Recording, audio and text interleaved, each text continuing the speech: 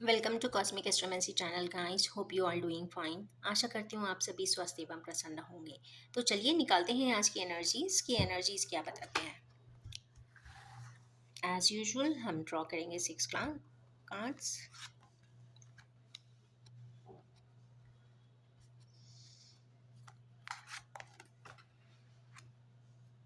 क्या बात है, बड़ी डिप्रेशन की एनर्जीज दिखाई दे रही है।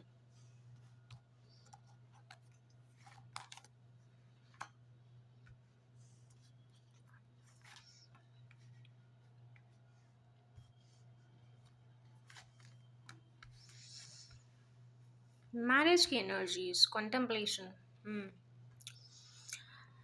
ओके गाइस, ये मुझे लग रहा है आज की पूरी ही रीडिंग मैरिज रिलेटेड है।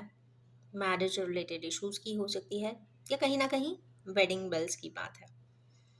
सबसे पहला कार्ड आया है इसमें रिसेंटमेंट का, रिग्रेट का।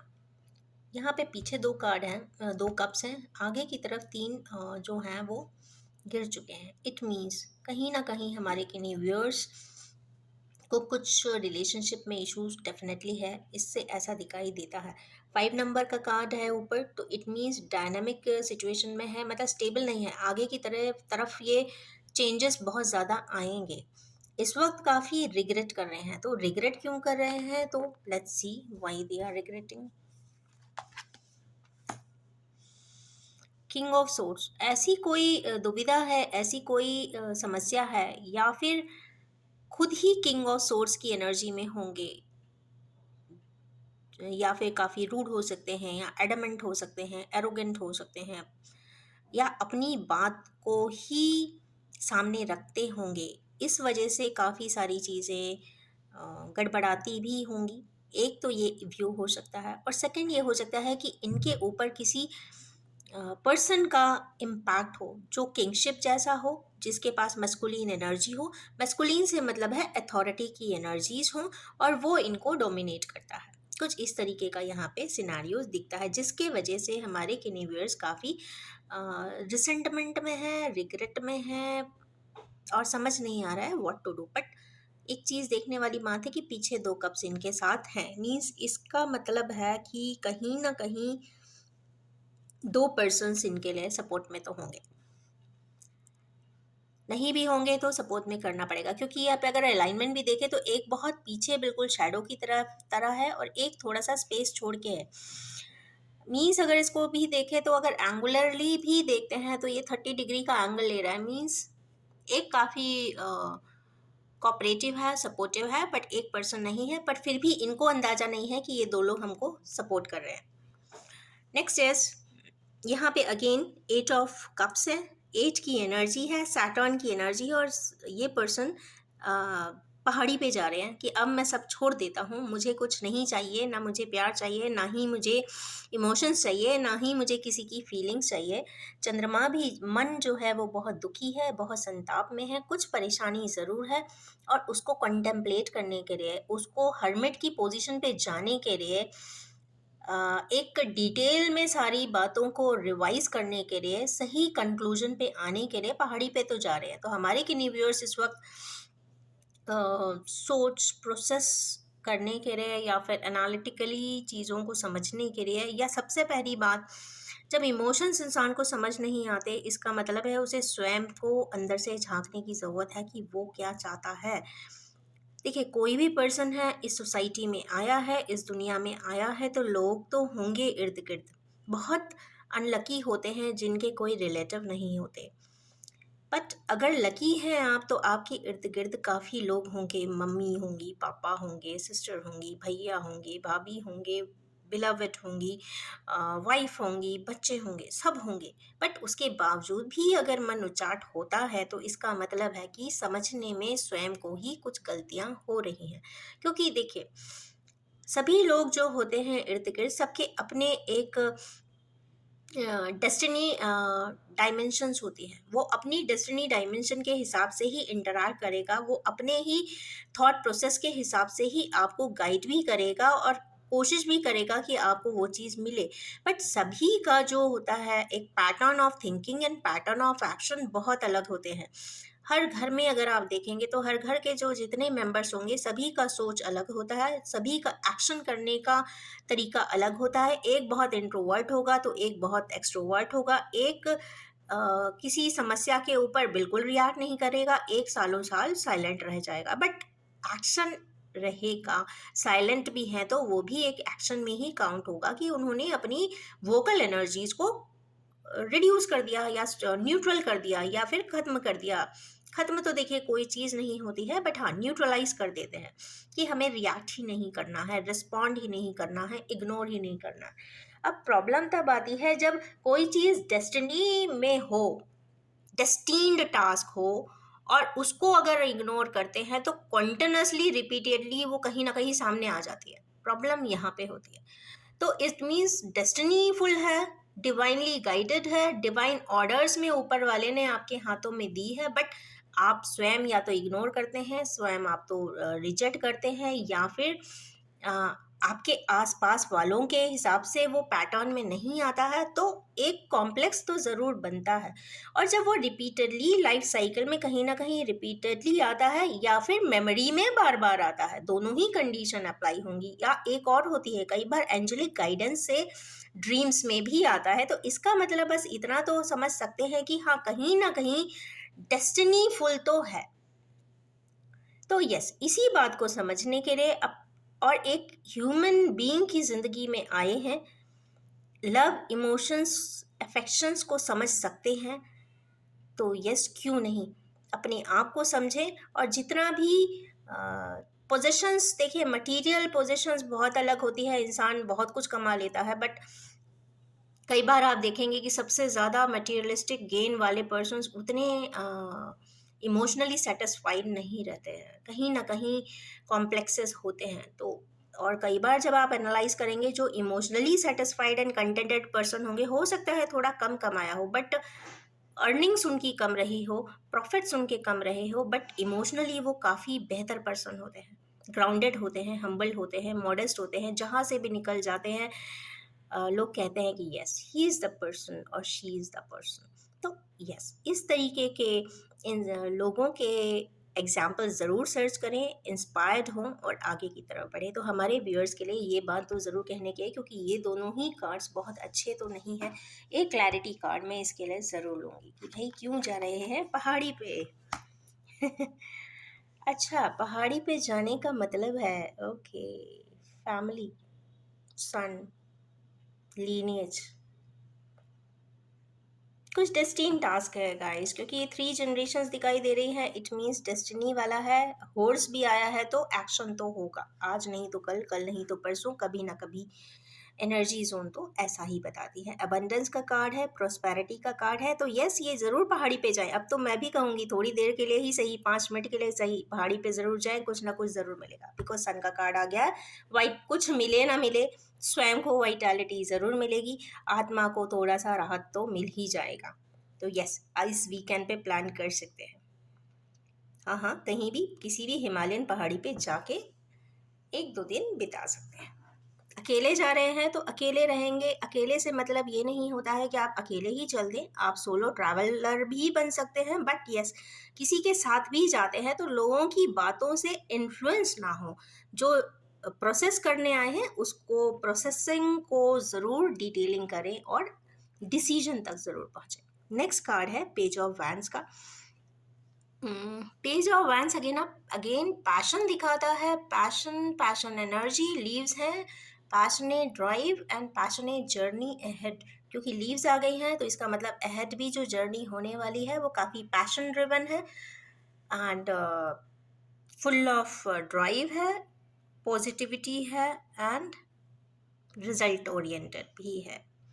क्योंकि नीचे पूरी ही रेड कलर की कॉम्बिनेशन आया है, ऊपर ब्लू का होराइजन आया है, तो रेड टू ब्लू का कंप्लीट होराइजन आने का मतलब है कि जो भी स्टार्ट टास्क होगा वो एंड तक ज़रूर जाएगा, एकम्प्लिश अच्छे से होगा, क्योंकि पैशनेट है। पैशनेट एनर्जीज कभी भी नेगेटिव शेडेड नहीं होती हैं, ये बहुत खास बात है। तो हमारे किन्हीं व्यूअर्स जो भी अगर कोई स्टेप उठाना चाहते हैं तो ज़रूर उठा सकते हैं। तो लेट्स सी, एक कार्ड और क्लैरिफाई करवाएंगे इनसे।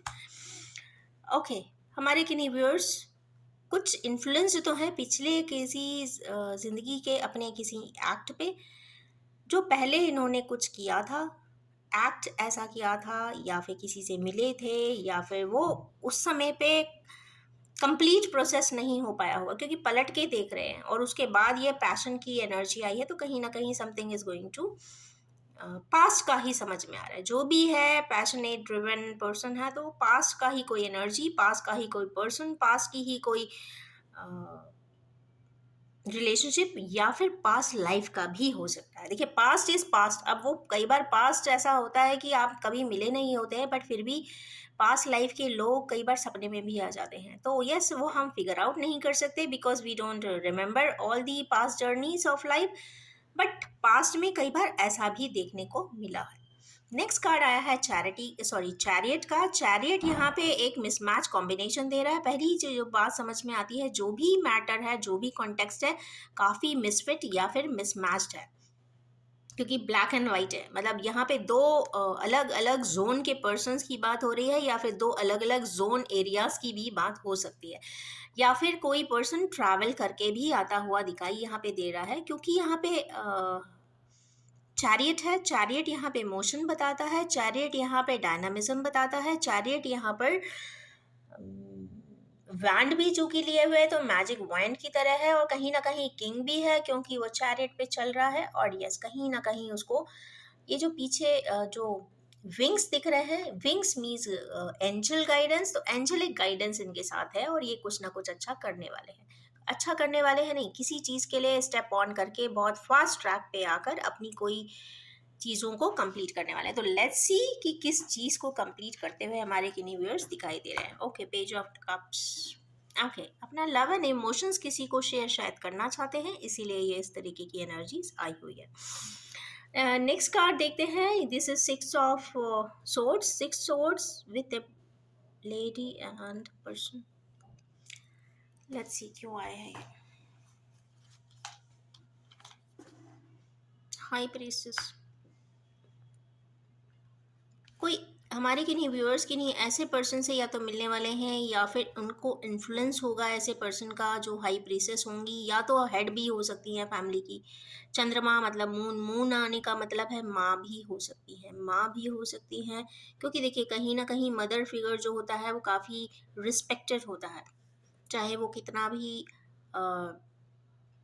माइंडसेट के हिसाब से हमें लगे कि हमारे व्यूज़ को कोऑर्डिनेट नहीं कर रहा है, पर कहीं ना कहीं वो काफ़ी डिवाइन होती हैं। सबसे ज़्यादा कोई अगर अपने बच्चे के लिए अच्छा करना चाहती हैं तो वो मदर ही होती हैं, तो हाईएस्ट प्रीस्टेस वो भी हो सकती हैं। तो उनकी गाइडेंस या उनका इन्फ्लुएंस, या फिर किसी एक्सपर्ट पर्सन का जो काफ़ी डिवाइन सब्जेक्ट्स की नॉलेज रखते हों, या फिर किन्हीं ऑटोमेटिकली आप किसी ऐसे पर्सन से मिल लें जो कहीं ना कहीं डिवाइनली गाइडेड हो, कहीं ना कहीं वो जो बोलता हो ऐसा लगे कि डिवाइन ने ही वो आंसर्स आपके लिए दिए हैं। हो सकता है कई बार आपको एयरपोर्ट पे कहीं कोई ऐसा पर्सन मिल जाए, इंटरेक्शन चिट चैट हो जाए, और वो कुछ ऐसा बोल दे जो आपको लगे कि हाँ, ये तो मुझे करना ही चाहिए।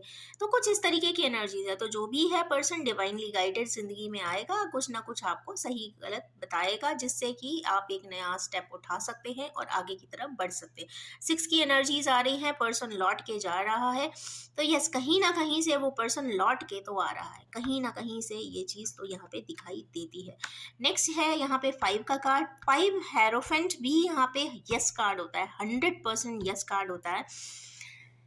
तो marriage, marriage related issues, marriage wedding bells etcetera सभी कुछ आ गया। ये देखिए वर्ल्ड का कार्ड है, तो कहीं ना कहीं marriage, marriage related issues, officiating और नॉन ऑफिशिएटिंग, यहाँ पे मैं दोनों का ही लूंगी, क्योंकि जिस तरीके के कार्ड्स के सिनारियोज बन रहे हैं यहाँ पे, officiating and non officiating partners की बात यहाँ पे मैं ज़रूर कहूँगी। और यहाँ वर्ल्ड का भी कार्ड है, तो यस, ऐसे पर्सन के साथ ज़रूर बात करेंगे जो उनकी दुनिया होगी, ऐसा कुछ दिखाई देता है।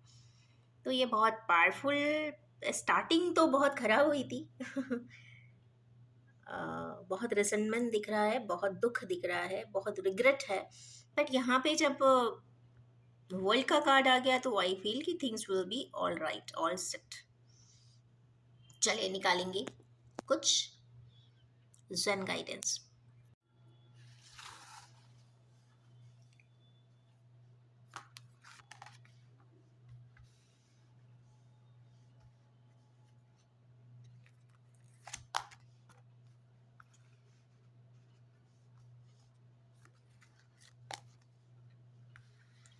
Sharing good. मैं ज़्यादा गार्ड्स नहीं लूँगी as current situations. Clinging to the past, देखिए टैरो की एनर्जीज को जेन एनर्जीज ने भी यहाँ पे क्लियर किया हुआ है। क्लिंगिंग टू द पास्ट, हमारे किन्हीं व्यूअर्स अपने पास्ट में ज़रूर अटके हुए हैं और 5 की एनर्जी इसमें भी आई है। तो 5 जब क्लैरिफाई होता है, 5 की एनर्जी को जब 5 नंबर ही क्लैरिफाई करता है, इसका मतलब है change is going to come. मतलब मेगा चेंज 5 आ गया तो डबल ट्रिपल चेंज हो जाता है, ऑन द डबल चेंज होगा। तो पास्ट में हमारे किन्हीं व्यूअर्स अगर अटके हुए हैं, जकड़े हुए हैं, देखिए आप हो सकता है मूव ऑन किए हो, या फिर हो सकता है छोड़ छाड़ के आपने नया सारा स्ट्रक्चर भी तैयार किया हो। बट अगर आप माइंड से भी अगर पीछे बार बार पलट के देख रहे हैं, तो आप ये मान के चलिए आपकी बहुत सारी एनर्जीज तो पीछे देखने में ही चली जा रही है। तो फिर आप आगे करेंगे क्या? तो पीछे की जो एनर्जीज है जो बार बार आपको पास्ट में ले जा रही हैं, या तो वो डेस्टिन्ड टास्क है इसलिए बार बार ले जा रही होंगी, और अगर वो डेस्टिनी में नहीं है तो कहीं ना कहीं कुछ चीज़ रह जाती है। कई बार आपका कहते हैं ना, किसी शॉप पे आपका मोबाइल छूट जाता है, कई बार आपका पर्स छूट जाता है, कई बार आपका दिल भी छूट जाता है। तो हो सकता है इसीलिए वो चीज़ को रिकवर करने के लिए इंसान जाता है, मीन्स लेने के लिए जाता है। तो जो भी स्टफ है, जो भी डेस्टिन टास्क है, जो अनफिनिश्ड टास्क है, जितना भी है, जितने भी स्ट्रेंथ एंड डिग्री का है, अगर वो चीज़ अगर डेस्टिन्ड है तो रिकवर हो जाएगी, वरना ज़्यादा पास में क्लिंगिंग करना is not a good sign. इसीलिए कहते हैं कि जो भी करें, स्पेशली मैरिज रिलेटेड जब भी डिसीजन लें, भले 2 साल रुक जाएं बट डिसीजन सोच समझ कर ही लें, क्योंकि these post complications are more troublesome as compared to initial one।